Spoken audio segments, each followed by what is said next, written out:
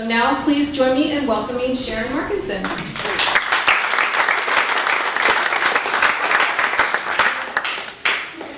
Thank you, Nancy, for the introduction, for having us at the library today.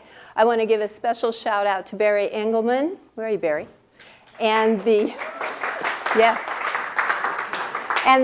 Santa Monica Commission for the Senior Community, who helped arrange this today. And mostly a thank you to all of you who've come inside on a lovely day to do some kind of serious work.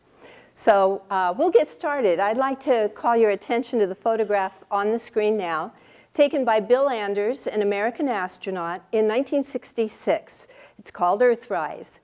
Now, looking around the room, I'm going to hazard the guess that some of us were on the planet in 1966 and had the opportunity, that first opportunity, to see our home from a distance. But the photographs have become ubiquitous, so we don't pay much attention to them anymore. I want to ask you to do that, to really focus on our home from a distance and think about how it makes you feel. Is there anybody who would like to share a response to seeing Earth from space? A shy group. I will share my response, which is I'm always impressed by Earth's apparent fertility, especially in contrast. I'm sorry? You can't hear it through your head. Speak into the mic. Is this better? Yeah. Okay. I'm impressed by Earth's fertility, especially in contrast to the barrenness there of the moon. And as far as we know, to every other orb circling out there in space. Because with all of our exploring, we have yet to find life anywhere else in the universe. So it's unthinkable, really it's unimaginable, that it could all begin to end on our watch.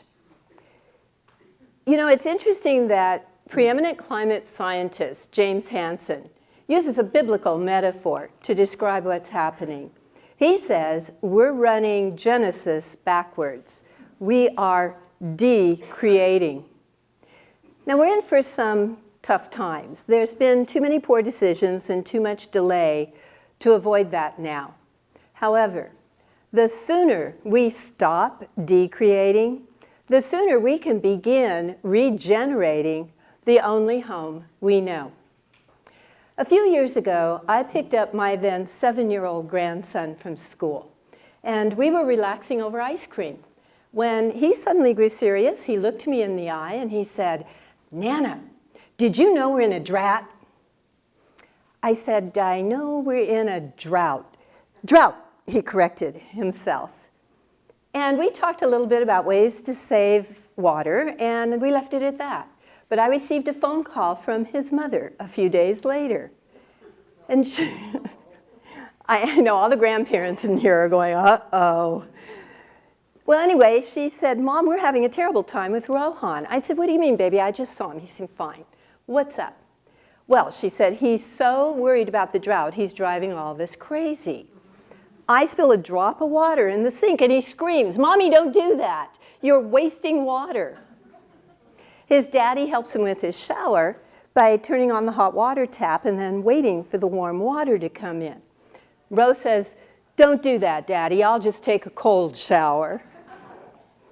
So as a grandmother and a climate activist, I'm torn.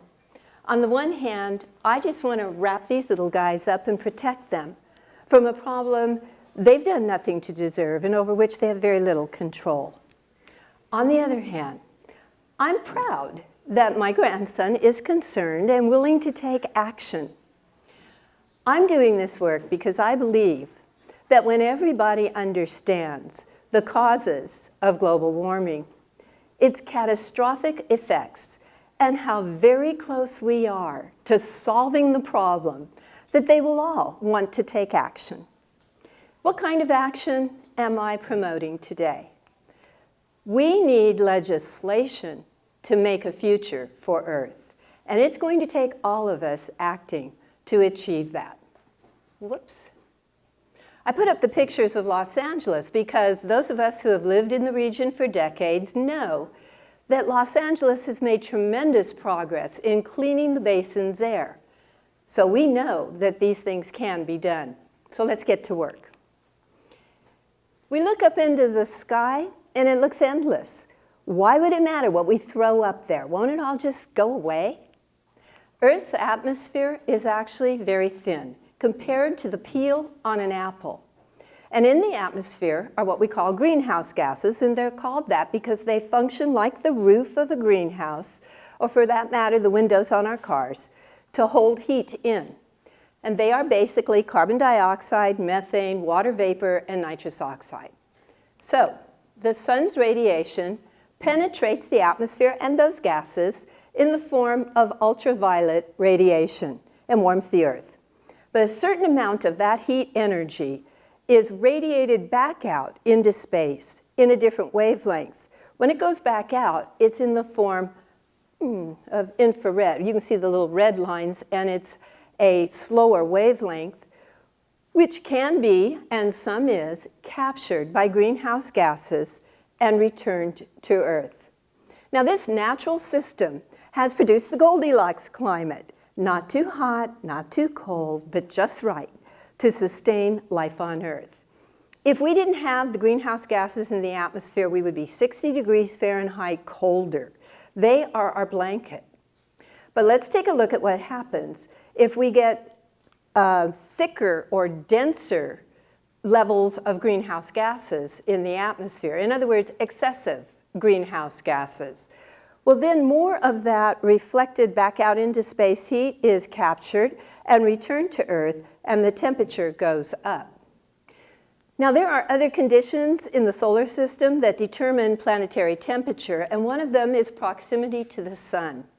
Earth and Venus are very similar planets, except Earth has this fairly thin atmosphere, and Venus has a much denser atmosphere made up almost entirely of carbon dioxide. Earth's average global surface temperature is about 59 degrees Fahrenheit. The temperature of Venus is a whopping 855 degrees Fahrenheit. But we would expect it to be warmer because it's closer to the sun. Yet here is Mercury, with an atmosphere so fine I don't think most of you can see it, and a temperature far less than the temperature of Venus, even though it's closer to the sun.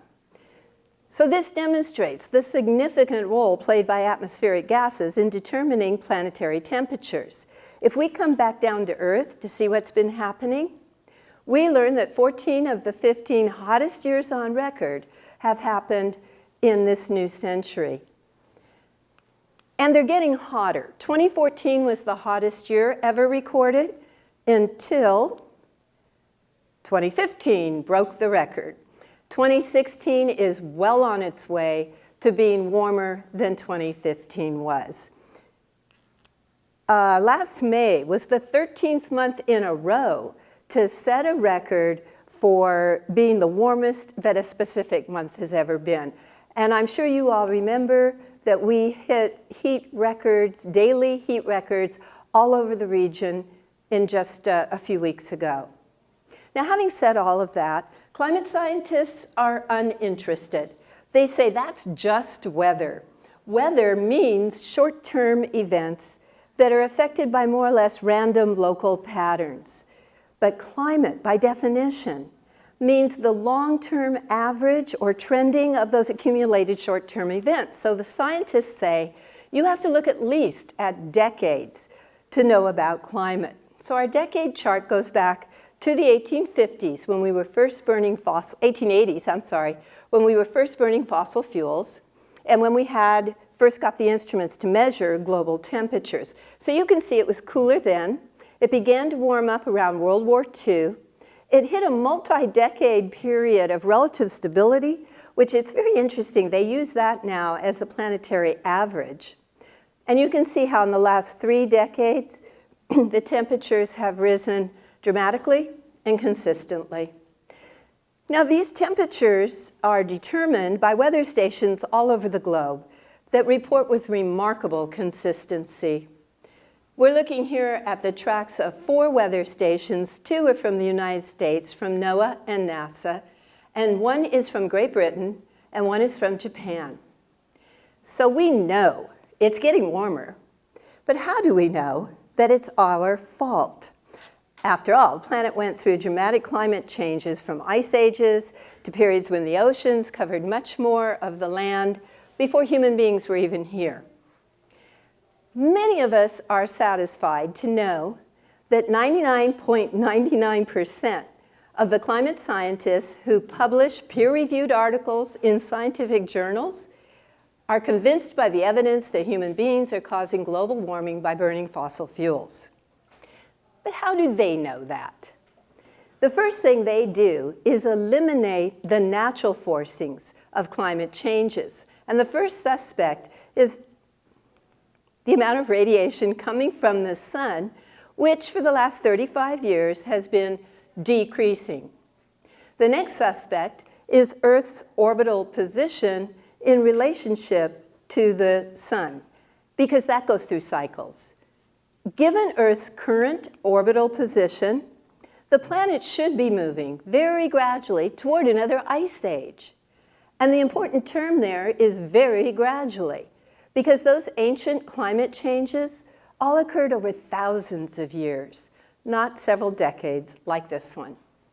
The scientists are so convinced that the Holocene, the over 10,000 year period of relative climate stability in which human beings and most of life on Earth evolved, is over.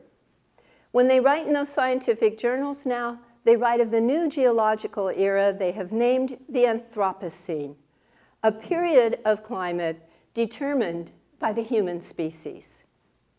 Really? Human beings can change the planet's climate? So the scientist I mentioned before, James Hansen, decided to try to help us understand just how much extra heat energy we're putting into Earth's system by burning fossil fuels. And he calculated that it is the equivalent of exploding 400,000 Hiroshima-sized atomic bombs every single day.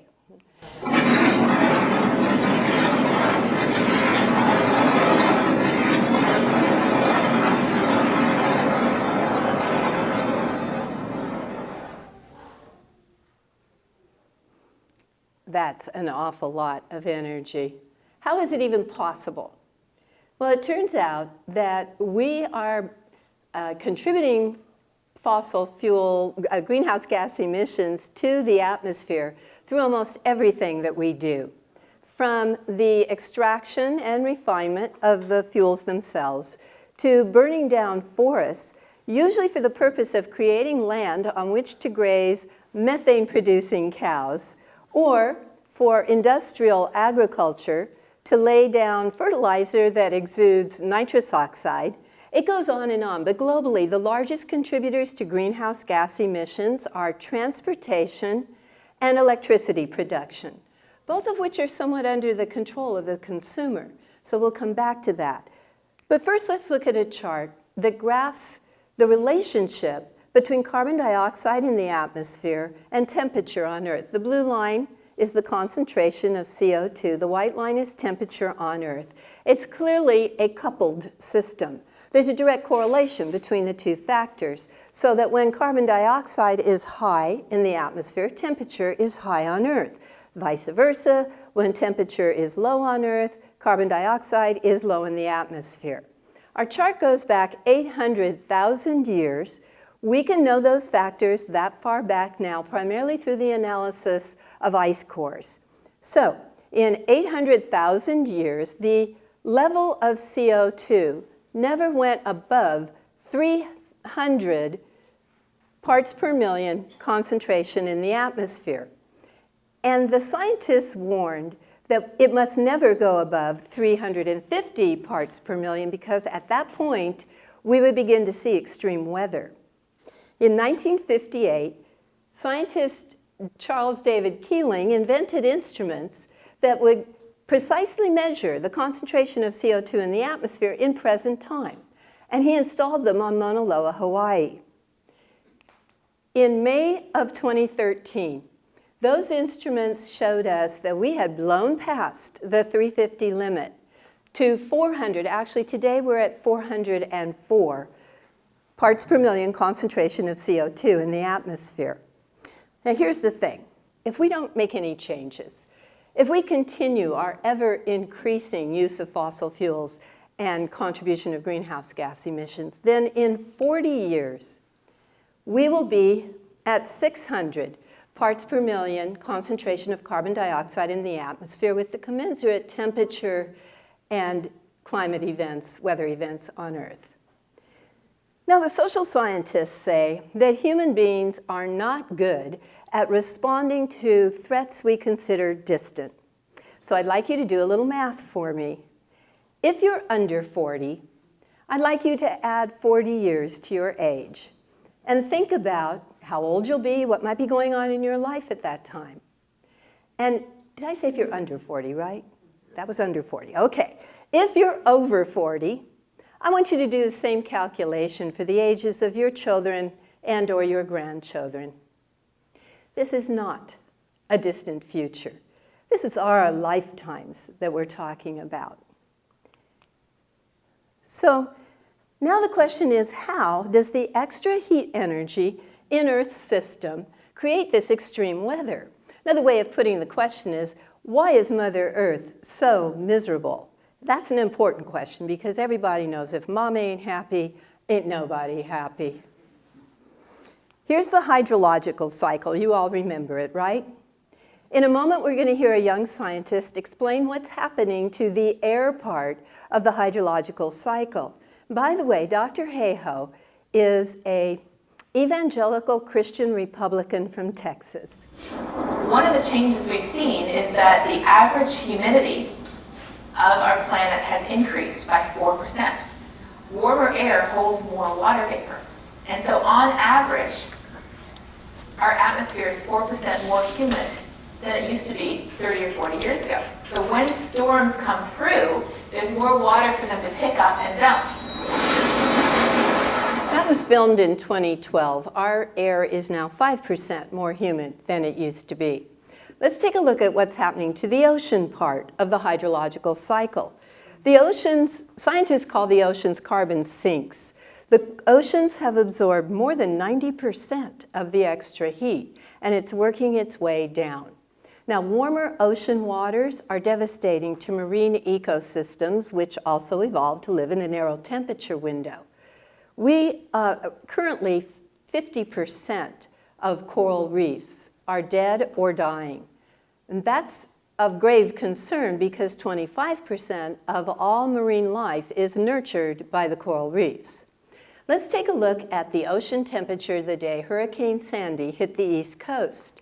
Come up here to the coast of New York and New Jersey, and we see that the ocean at that time was 9 degrees Fahrenheit above normal. Now, that kind of a storm derives its strength from the warmth of the ocean. In addition, the sea level rise that we already have pushed the storm surges farther inland, doing more damage. So, we know that the storms are getting more intense, and they're causing apocalyptic flooding. I could show you horrendous floods in various parts of the world in the last decade. But let's just remember the most recent one here in the United States last month in West Virginia. Now, climate change is confusing to folks because it encompasses extreme opposites. If one side of the climate coin is flooding, the other side of that coin is drought. But it's a paradox easily resolved when we realize that the same extra heat that's pulling moisture from the ocean pulls it even more quickly from the soil. So every day that our air temperature is above normal, we're losing an above normal amount of moisture from the land and the plants. And of course, precipitation patterns have shifted. Those of us who have lived in California for decades know, however, that California's always had drought cycles. So how do we know that this drought is anything exceptional? The scientific models actually predicted what the scientists called the ridiculously resilient ridge hanging off the coast of California and preventing our winter storms. In addition, we have a new study from Columbia University and NASA estimating that this epic drought is 25% more severe than it would have been absent climate change. By the way, that's the way the scientists talk about these extreme weather events. They don't say that global warming caused that drought or this storm. They say that the energy imbalance in Earth's system now affects all of our weather. So we do need to be preparing for a coming mega drought, a multi-decade, prolonged period of below normal precipitation in the American West. Here's an area we don't usually associate with drought. After all, it's called the rainforest. But the Amazon has been going through stages of drought since 2005, and it's affecting an area of trees twice the size of California. Now, the world's forests, like the world's oceans, ought to be carbon sinks. Everybody knows that healthy trees breathe in carbon dioxide, mitigating the carbon load in the atmosphere. But when trees die, they not only stop breathing, they also, as they decompose, give up the carbon stored within them, becoming another carbon source and making it even hotter. Here's how it works. It gets hot and dry, and some trees die. In dying, they add carbon to the atmosphere. That traps more heat. It gets hotter and drier, and more trees die. That kind of a feedback loop has a tipping point. When the factors take on kind of their own life, and human intervention is not possible. You may have seen this picture on the front page of the LA Times 2 weeks ago with the headline, "A Catastrophic Wildfire Risk." And the lead paragraph, "A lethal combination of drought, heat, and voracious bark beetles has killed 26 million trees in our Sierra Nevada in the last 8 months. We've lost 50% of the trees on the planet. So intervention needs to be yesterday." Probably no surprise that there's another coupled system when you consider the relationship between heat or temperature and another source of forest destruction, wildfires. Now, I could show you pictures of unprecedented, raging wildfires in various parts of the world, but this is our own regional nightmare. So we'll just stick with that.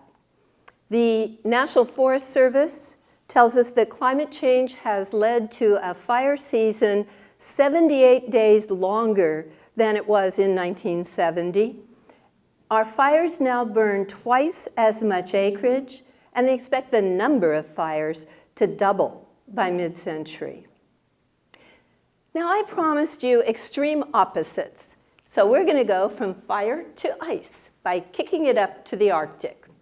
Now, you'll remember that the Arctic should be cooling, but instead, it's warming twice as fast as the rest of the planet. But this chart goes back 2,000 years. So modern times, since we've been burning fossil fuels, is that red line. And you can see how Arctic temperature literally goes off the chart this past decade to warmer than it's been in 2 millennia. Now, of course, there's another coupled system. When air temperature is warmer, ice melts faster. So here we have a mirror image showing that in modern times, the Arctic ice extent has plummeted to lower than it's been in 1,450 years. We have lost about 70% of Arctic ice. This is what that looks like. This photograph of a glacier was taken in 1914 and from the same vantage point in 2004. The photographs illustrate the albedo effect. That's a term that just refers to the reflective capacity of a surface. So bright white snow and ice reflects back out into space much more heat than does dark water and land. And this is a reason why both poles are warming faster. It's another feedback loop. Now, we're losing mountain glaciers, not just in Alaska, but all over the planet. This is a problem for the folks who live below those glaciers, who have historically relied upon slow glacial melt for their water sources during the dry season. Lima, Peru is in a world of hurt. But the melting of the glaciers, of the land-based glaciers, doesn't raise sea level. What raises sea level is the melting of the great ice sheets of Greenland and West Antarctica. The next slide is an animation, so as you watch and listen, see if you can discern the feedback loop.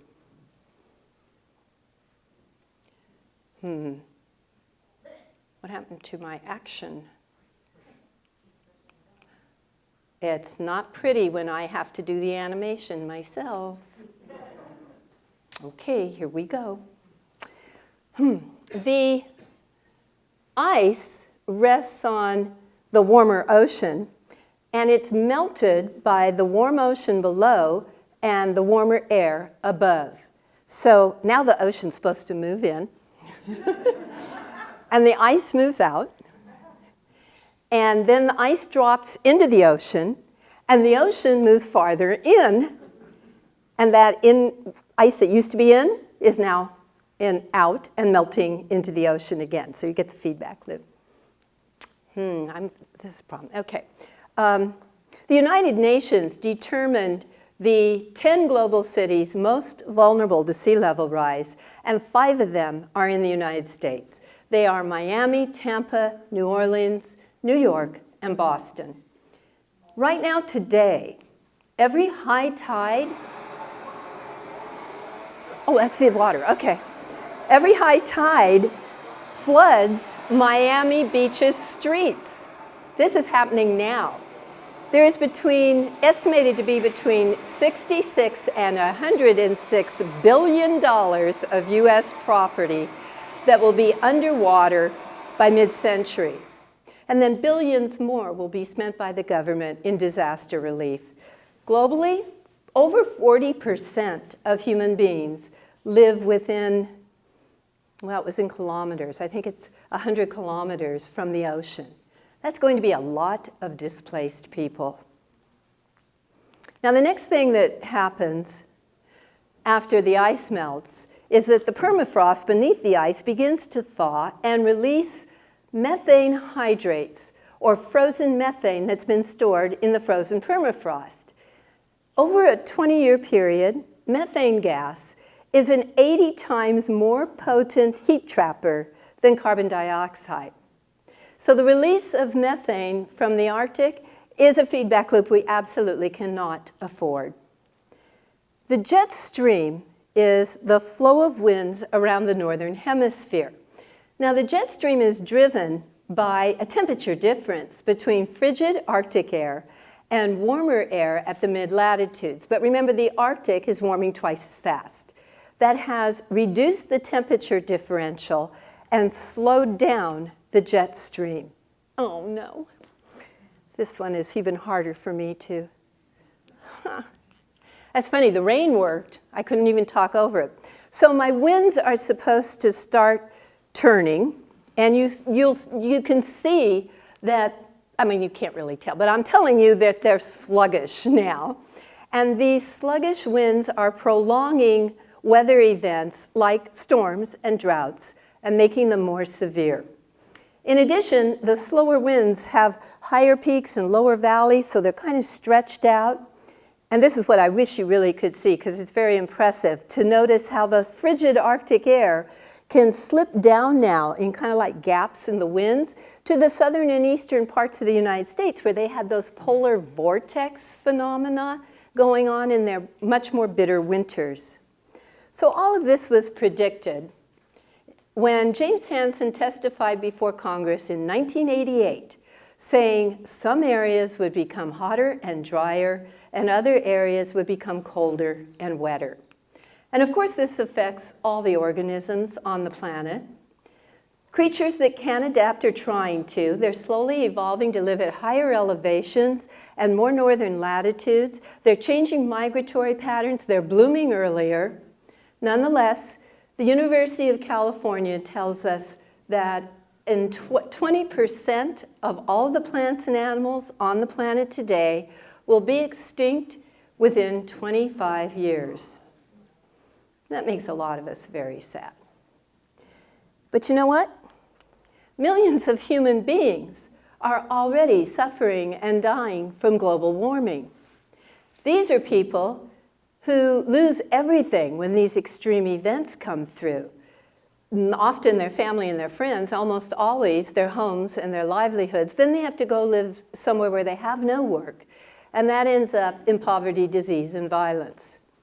And we need to remember that wealthy nations like the United States and parts of Western Europe have been burning fossil fuels since the 1860s. So it's obvious we bear the responsibility for the current crisis. But the brunt of the suffering is falling on the poorest, most vulnerable people in the world who have done the least to contribute to the problem. This was the Pope's point in his encyclical last summer. But you know what? In a kind of climate karma, it does come back to haunt us. I'm going to give you one example. There are others. This Syrian farmer tells us that he used to have 400 acres planted in wheat, but now it's all desert.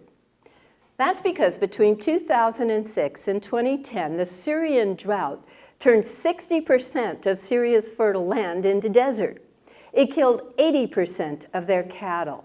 It sent 1.5 million people from the land to already overcrowded, underemployed cities where they joined forces with those angry people, and then Assad badly mismanaged the unrest in the cities, contributing to the ongoing Syrian civil war, the European refugee crisis, possibly Brexit. I won't get into Trump, but anyway. These things have implications for all of us. This is why the United States military has long regarded climate change as a security issue. The Pentagon calls it a threat multiplier. You can go on the Department of Defense website, like I did, and read reports like this one from 2014, saying that climate change will likely lead to food and water shortages, pandemic disease, disputes over refugees and resources, and destruction by natural disasters in regions across the globe. So we can expect the scourge of war to increase as resources dwindle, and they are dwindling. Here we're looking at corn dying in Illinois, where this biologist says it's like farming in hell. Every day that the temperature rises above 84 degrees Fahrenheit during the growing season, we lose about 0.7% of the maize crop. So by the end of the century, the United States will produce 1/3 less corn. We export 40% of our corn, so a lot of folks are going to feel that pinch. But this is happening to staple crops all over the globe. Now, when it's hot, we need more water for our crops and our livestock. But here we're looking down on crop circles in the breadbasket of the United States, which sits on an aquifer with the largest rate of water retraction in the country, and precipitation is insufficient to regenerate that aquifer. So in 35% of the southern high plains will not support irrigation within 30 years. Aquifers are dropping precipitously throughout various arid regions of the world. No one needs to tell a Californian about the relationship between drought and agriculture. We produce nearly 50% of the country's fruits, nuts, and vegetables. Our livestock are at the lowest level in decades. Our famous fisheries and vineyards are also threatened. If you drive through our Central Valley today, we can see acres lying fallow. We know that we need sufficient food and water for good health. But I'm not sure that most of us realize how bad for our health excessive heat is. We think of it as, well, it makes us cranky and irritable. But throughout the world, there are millions of people who live without electricity, which means they live without air conditioning and refrigeration. So when these heat waves come through, thousands of people routinely die. Even here in the United States, the heat is sometimes fatal to the elderly. The Center for Disease Control tells us that we have underestimated the number of deaths due to heat stress alone because they're often recorded as heart attack or stroke. In addition, climate change is altering natural ecosystems in ways that make life better for infectious diseases. These are diseases we used to call tropical because their vectors are mostly mosquitoes who love warm, moist air. As the warm, moist air spreads throughout the globe, so do these diseases. And I don't even have Zika on the chart because it's recent, but you know all about that. We do have here in California mosquitoes that can carry dengue and yellow fever. So cover up when you go out. So you know, all this death and destruction costs a great deal of money. We've touched on most of these conditions briefly, and there is much, much more. The International Monetary Fund estimates that the global external costs of oil are about $5 trillion annually, and it's only going up. Now, the term external costs is an economic term referring to the price a consumer pays for a product, not really including its costs to society, which are then levied upon us, of course, as taxpayers. So this is a market failure, which, if not corrected, is going to bankrupt global economies. The fact is, we cannot afford climate change. The exciting thing about the interesting times in which we live is that we know how to solve the problem, and we're so close to doing it. We have 2.8 million, how about this first?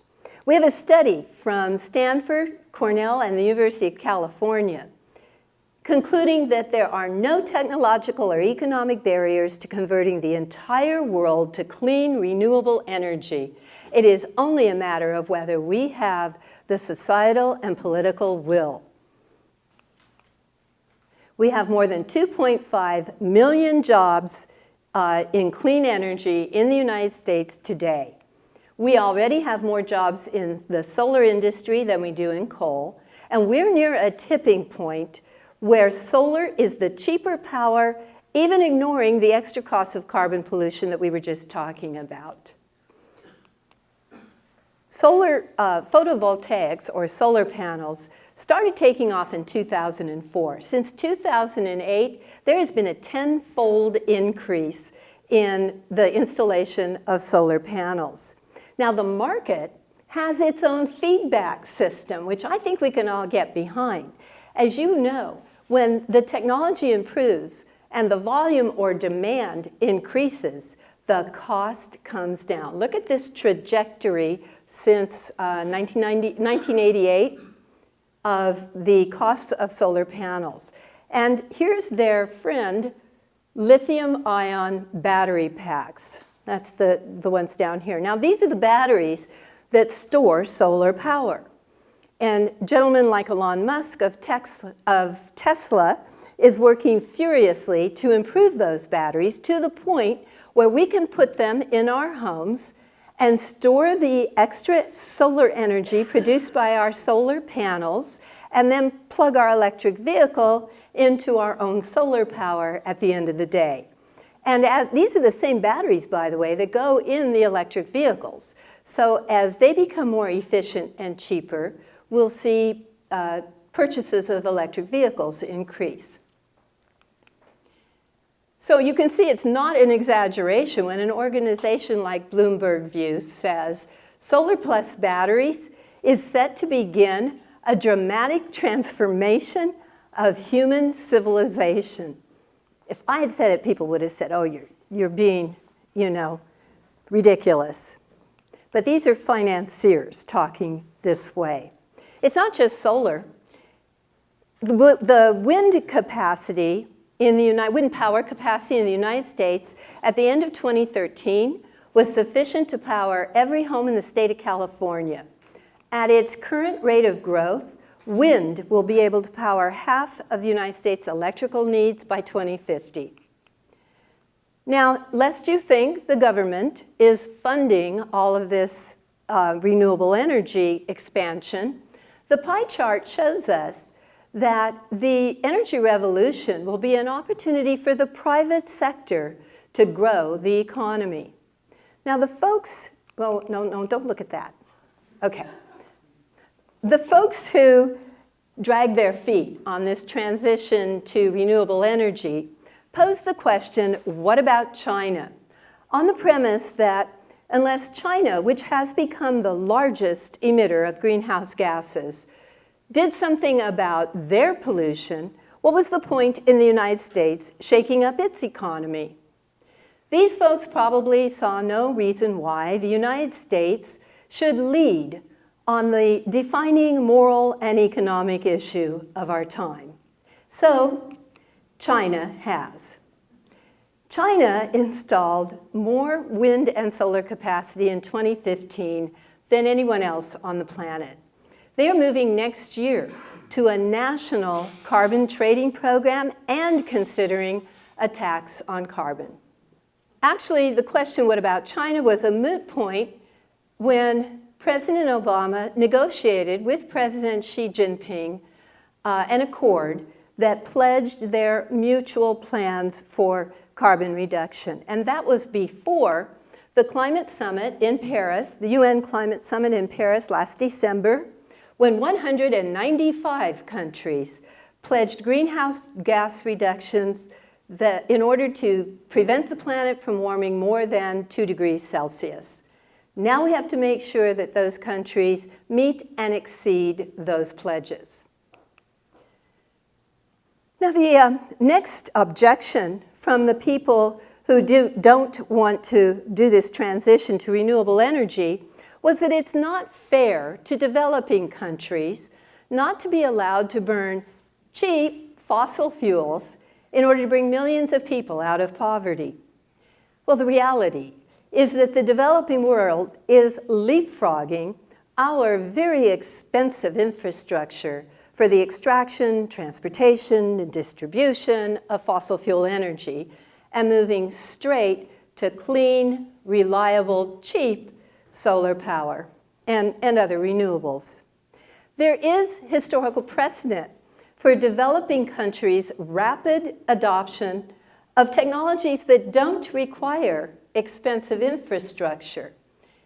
Before, when we had to have landlines, there were millions of people all over the planet who didn't have access to long-distance communication. When I was in Africa in 2009, though, cell phones were already ubiquitous. Other than the wildlife, this is my favorite picture from Africa.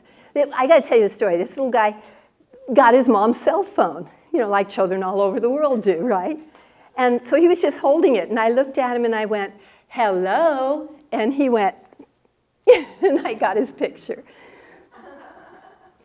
Here we're looking at school children in Sierra Leone, one of the poorest countries in the world, powering their laptops with solar panels. It turns out that the sun is the great equalizer. I'd like to introduce you to William Kamwamba from Malawi, who, when he was 14 years old, had to drop out of school because his parents ran out of tuition money. And so he went to the library and he read about how to make a windmill from salvaged parts. He made it and he powered a few appliances in his hut in the village. William Kamwamba is now a graduate in engineering from Dartmouth University. But my point is, if a 14-year-old with an African middle school education could bring power to his hut in the village, don't you think with all of our expertise that we can solve this problem? In fact, if we had begun the transition to renewable energy as we should have 30 years ago, we could all be sitting back watching the market take its course. But we didn't. And now the problem is urgent. So people ask, what can we do? Well, you know, there's a plethora of activities and behaviors that we as individuals can perform to reduce our own carbon footprints so that we emit fewer greenhouse gases. Conservation of energy is important. It's definitely a part of the formula for reducing global greenhouse gas. However, if every single one of us did the absolute best we could on all of these activities, it would not be enough. We must have systemic change. And for that, individuals must stop being individuals. We must join the global grassroots movement of citizens demanding climate action from their representatives. It's no longer enough just to change light bulbs. We have to change laws. So how can I, as an individual, change a law? We need to join with other individuals in the organizations that are promoting this cause. I'm going to tell you about 3 in which I participate. There are many more out there. Climate Reality Project trained me to do these presentations. So if you think you would like to help spread the word, look them up. 350.org is Bill McKibben's organization. They were the primary organizer of that big march in New York City. And the Citizens Climate Lobby's mission is to create the political will for a livable planet. And they do that by training and empowering everyday citizens like ourselves to talk to our members of Congress and their staffs, both locally here at their offices and in Washington, D.C. Now, the Citizens Climate Lobby is promoting a particular kind of legislation, which is gaining traction all over the world. You will be hearing about it, so let me explain it to you. It's called Carbon Fee and Dividend. Here's how it works. You put a fee on all fossil fuels, coal, oil, and gas, at their source. That fee money is collected by an existing institution and distributed in equal shares to every American family. That's the dividend part. Now, if you put a fee on fossil fuels, you can expect them to become more expensive. And as they become more expensive, the non-fossil fuels and their products will become cheaper, incentivizing consumers, businesses, and investors to go with less expensive, renewable fuels and to avoid the ever more expensive fossil fuels. That's that market feedback operating again. One of the particular virtues of this plan is its potential attraction to fiscal conservatives. It's market-based, it's revenue neutral, no money goes to grow any government programs, and it probably would make unnecessary the environmental regulations that bother so many folks today. And so we get people like George Shultz, who was Secretary of State to Ronald Reagan, saying, you know, it's not a tax if the government doesn't keep the money. And Robert Mankiw, who was an advisor to George W. Bush, reminds us that we tax the things we want to have less of. Think tobacco. So 98% of economists believe that a market-based solution like this one would not only significantly reduce carbon emissions, but also stimulate development in a new, more efficient energy industry. Regional Economic Models Incorporated is an independent business that investigates economic plans. So they looked at carbon fee and dividend to determine its impact on the American economy. And we'll look at some of their results. In terms of GDP, under carbon fee and dividend, it would grow between $70 and $85 billion per year, so that in 20 years, the GDP would be $1.375 trillion bigger than it would have been. Jobs, 2.8 million new jobs in 20 years under carbon fee and dividend. Now, the growth in jobs and GDP is due to the stimulus of that dividend check going to every American family, and then we go out, of course, and spend it, building new businesses.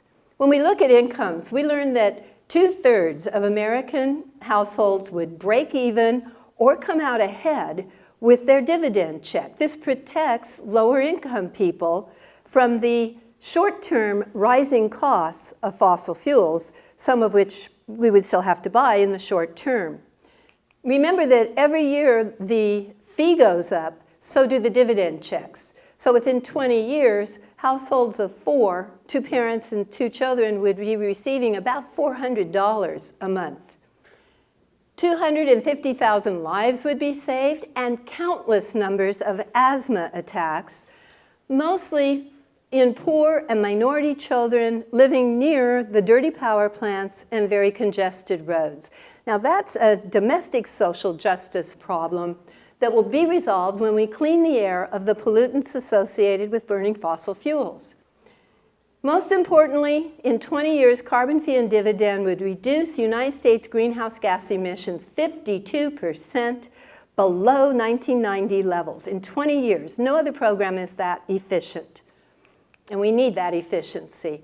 There would be a border tax so that countries who want to trade with the United States would have to pay a tariff unless they have a comparable carbon pricing plan. And American manufacturers exporting goods to countries without comparable carbon pricing plans would get a rebate on their fees. So this would level the playing field for American businesses, but more importantly, it would encourage anyone who wants to trade with the United States to implement their own carbon pricing plan, which would be simple enough because it requires no new institutions and any economy could harmonize with it. And then the United States would once again be a leader in the right thing. So there it is, folks. It's the only home we have, so of course we all want to preserve it. But for each of us, there are particular places, activities, and people that are so important to us that we would be happy to work hard to preserve them. And I told you, or I suggested to you in the beginning, that my primary motivation is these 4 guys and a gal. Because I know that the day is very close, that one of them is going to grow serious and look me in the eye and say, Nana, did you know the planet is warming? And I will be able to say, I have known, and I have done everything I could to make it better for you. And I know that everybody here has similar precious reasons for wanting to make a future for Earth. So I'm going to leave you with the prescient words of Dr. Martin Luther King Jr., appropriate for our auditorium. He said, we must face the fact that tomorrow is today. We are confronted with the fierce urgency of now. In this conundrum of life and history, there is such a thing as being too late. This is no time for apathy or complacency. This is the time for vigorous and positive action. So, if you're still feeling like a little action when you finish here today, you can chat with the folks from the Citizens Climate Lobby. They have with them constituent comment forms, which you can fill out, maybe write a sentence about why you want your representative to act on climate change, and they will hand carry your comments to your representative the next time they go to lobby. And we can have some discussion and questions, but I want to thank you so much for being such a great audience. Thank you.